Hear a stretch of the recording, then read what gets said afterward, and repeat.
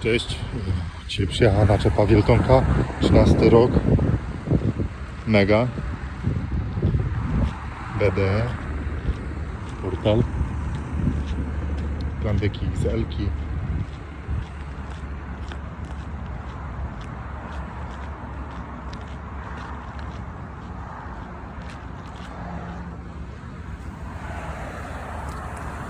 przywiezła mi ją piękna Scania.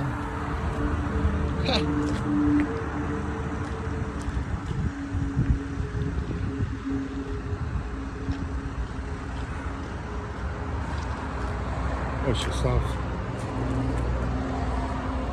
Opony Michelin.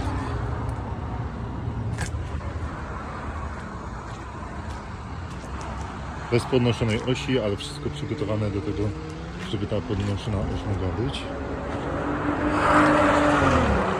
Już pokażę Wam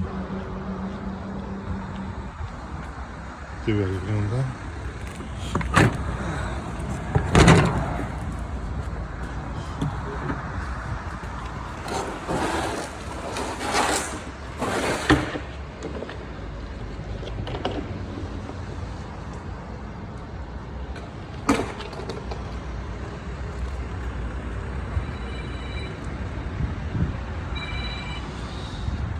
I ta sztuka u mnie dostępna w zasadzie od dzisiaj.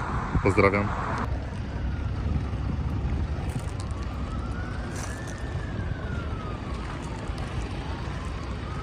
Zaraz będziemy ją mieli ustawioną na miejscu. Ta lalka się już sprzedała.